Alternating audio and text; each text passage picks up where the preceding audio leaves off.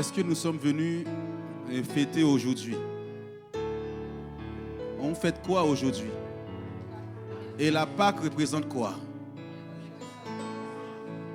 La résurrection de Jésus-Christ, c'est-à-dire la victoire.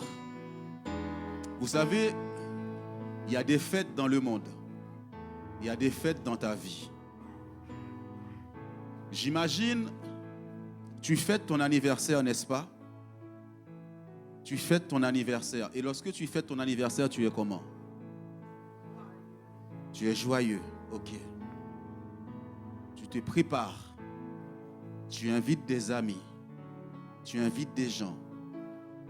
Je pense que la fête de la Pâque doit être pareille. Le monde fête aussi l'indépendance d'un pays. Tout se fête. On ne fête pas la défaite, on fête la victoire, on fête quelque chose de spécial. Le monde fête l'indépendance d'un pays. Quand c'est comme ça, vous voyez que c'est grandiose, hein, c'est grand. Le pays même, et de là, il y a un défilé de toute l'armée de ce pays. Un défilé, les gens sont là, ils acclament leurs héros. Pourtant, ils n'étaient pas là. Aujourd'hui, je me suis dit, on va avoir un défilé aussi de l'armée de Dieu sur terre. On a vu la louange. Un défilé, parce qu'il y a une fête. C'est quand la fête de l'indépendance de la France? 14 juillet. Mais vous allez voir dans le ciel, les avions volés, les gens ne travaillent pas. Et aujourd'hui, nous, les chrétiens, on néglige parfois cette fête. On néglige cette fête. Après cette fête, il doit avoir un repas, il doit avoir quelque chose pour marquer cet événement. C'est une fête en l'honneur de l'Éternel. Dieu aime les fêtes. Il y a des fêtes en l'honneur de l'Éternel. Le monde fête Satan. Le monde fête Satan. Pourquoi aujourd'hui nous fêtons? C'est parce que quelque chose s'est passé. Quelque chose s'est passé.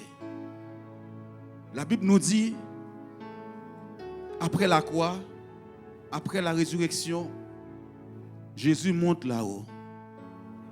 Il monte là-haut. Il monte vers un tribunal céleste où règne Dieu.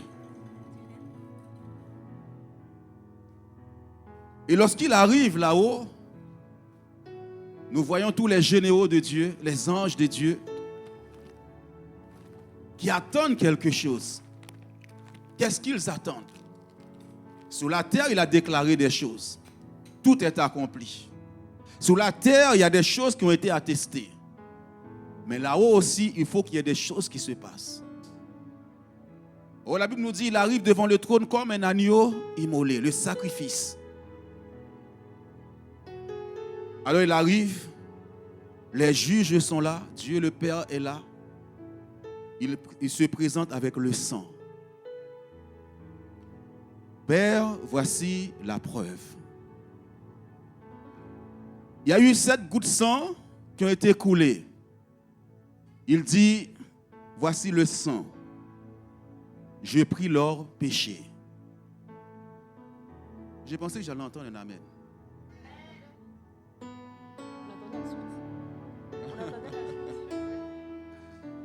Oh mon Dieu. Père, j'ai pris leur péché. J'ai pris leur condamnation. J'ai pris leur malédiction. J'ai pris leur maladie. Le ciel écoute. On est devant le tribunal avec le sang. Le papa est là. Les choses se déroulent dans le ciel. Il dit, Père, Père, regarde mes mains.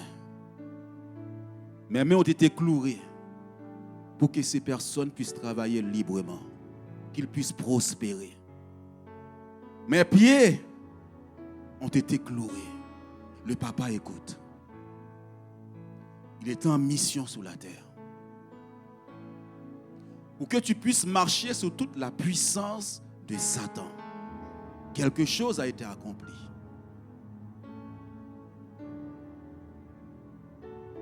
Le père, quelque chose va commencer à faire rire. Le père, il va sourire.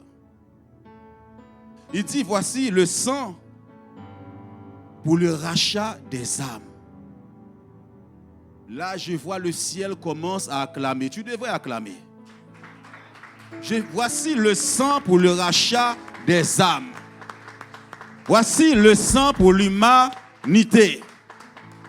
Le ciel commence à se réjouir. Dieu a tant aimé le monde qu'il a envoyé son Fils unique afin que quiconque croit en lui ne périsse point, mais qu'il ait la vie éternelle.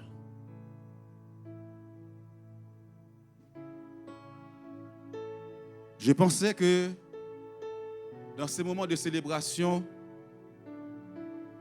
j'allais te voir danser beaucoup plus aujourd'hui. Maintenant, ce n'est pas fini.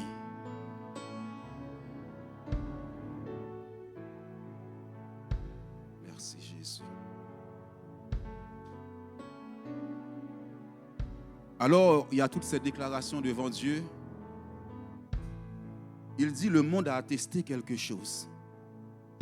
Le monde a écrit que j'étais mort.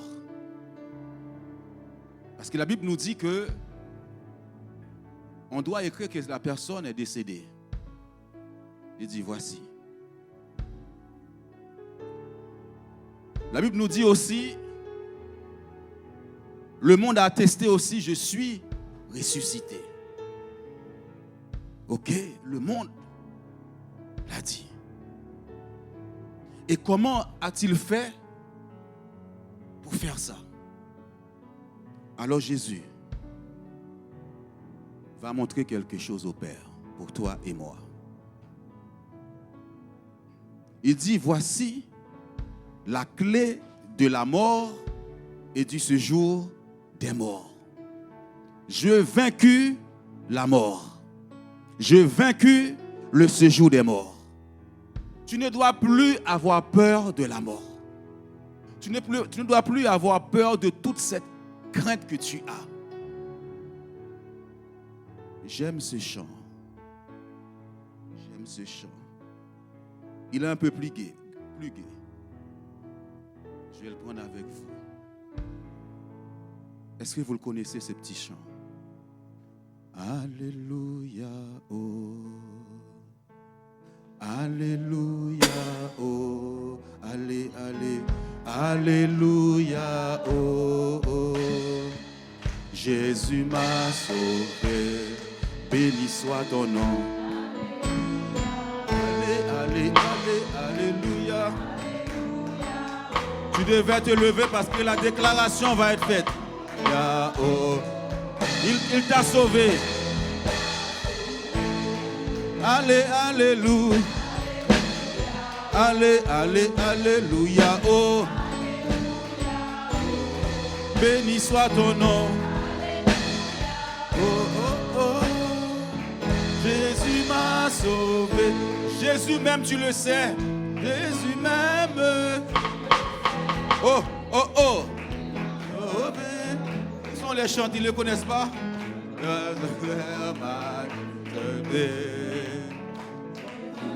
Donne un micro à Valérie alors. Alléluia, oh. Allez, allez, alléluia, oh. Béni soit ton nom.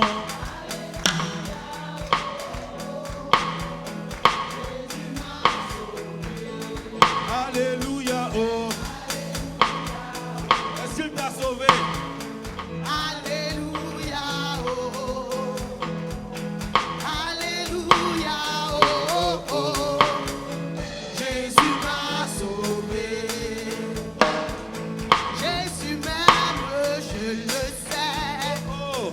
Il m'a sauvé, il m'a racheté. Mon sauveur m'a libéré. Il m'a donné le salut. Alléluia, oh. Alléluia,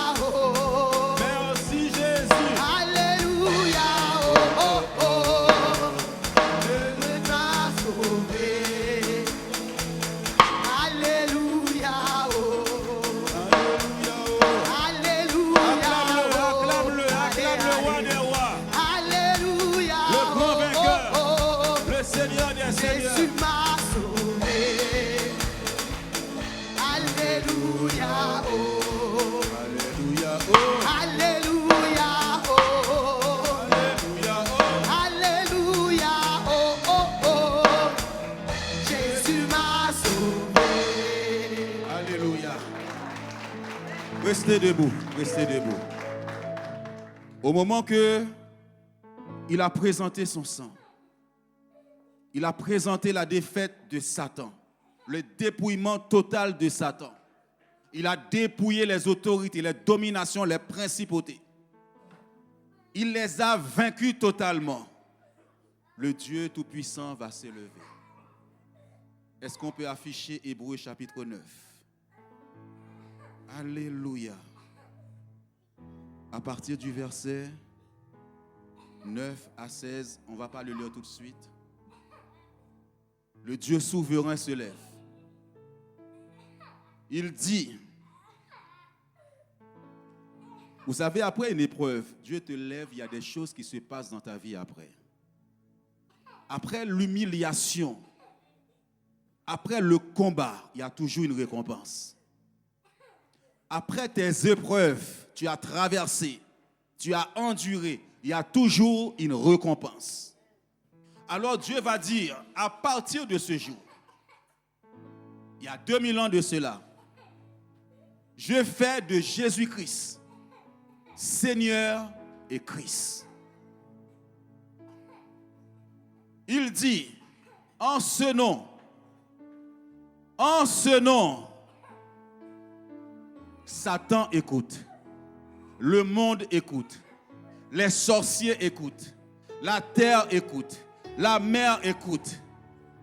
Au nom de Jésus-Christ, tous genoux fléchissent dans les cieux, sur la terre et sous la terre. Toute langue confesse que Jésus-Christ est Seigneur. Est-ce que quelqu'un peut répéter après moi? Au nom de Jésus-Christ, tous genoux fléchissent dans les cieux, sur la terre et sous la terre. Un ordre a été donné par le Dieu Tout-Puissant. Tous genoux fléchissent. La maladie fléchit. La magie fléchit. La malédiction fléchisse les genoux. Les obstacles, les portes fléchissent les genoux devant le roi des rois. Le nom de Jésus, plus haut que tous les noms. Alpha, Oméga, le nom est comme le sien. Le nom de Jésus, le nom de Jésus, plus haut que tous les noms, roi des rois, roi des rois, aucun nom n'est comme le sien, le nom de Jésus, le nom de Jésus, plus haut que tous les noms. Alpha et Oméga, aucun nom n'est comme le sien. Tu peux lire ce passage, s'il te plaît, pendant que nous sommes debout. S'il vous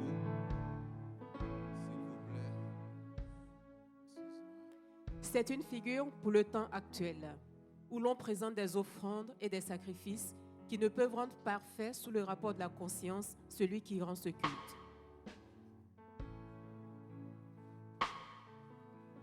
Et qui, avec les aliments, les boissons et les diverses ablutions, étaient des ordonnances charnelles imposées seulement jusqu'à une époque de réformation. Mais Christ est venu comme souverain sacrificateur des biens à venir.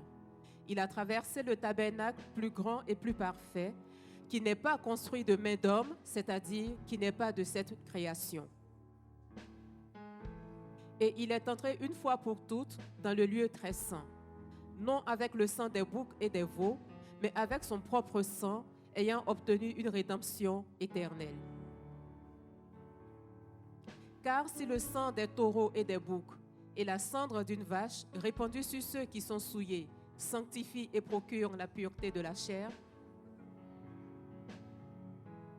combien plus le sang de Christ, qui par un esprit éternel s'est offert lui-même, sans tâche à Dieu, purifiera-t-il votre conscience des œuvres mortes, afin que vous serviez le Dieu vivant. Et c'est pour cela qu'il est le médiateur d'une nouvelle alliance, afin que la mort étant intervenue pour le rachat, des transgressions commises sous la première alliance, ceux qui ont été appelés reçoivent l'héritage éternel qui leur a été promis. Car là où il y a un testament, il est nécessaire que la mort du testateur soit constatée. Je sais pas, le dernier verset du Hébreu 9, s'il vous plaît. C'est plutôt ça que je voulais. Aide-le, Anthony. De même, Christ, qui s'est offert une seule fois pour porter les péchés de plusieurs, apparaîtra sans péché une seconde fois à ceux qui l'attendent pour leur salut. Je veux que tu me dises à lui, non, c'est pas dans Hébreu, pardon, c'est Apocalypse 5, versets 11 à 14. Il me reste 3 minutes, Jeanne. Je regardai et j'entendis la voix de beaucoup d'anges autour du trône et des êtres vivants et des vieillards. Et leur nombre était des myriades de myriades et des milliers de milliers. Ils disaient d'une voix forte, l'agneau qui a été immolé est digne de recevoir la puissance, la richesse, la sagesse, la force, l'honneur, la gloire et la louange. Ok, on s'arrête là. Non, non, reste là. On peut se lever, s'il vous plaît. D'une voix forte ensemble. Il disait d'une voix forte. Est-ce que je peux t'entendre parler aussi? Amen. L'agneau qui a été immolé est digne de recevoir la puissance, la richesse, la sagesse, la force, l'honneur, la gloire et la louange. La louange. Louange. Louange. Remerciement. Remerciement. Aucun nom n'est comme le sien. Le nom de Jésus, plus haut que tous les noms, roi des rois. Aucun nom. Le nom de Jésus, le nom de Jésus, plus haut que tous les noms. Alpha, Alpha, Oméga.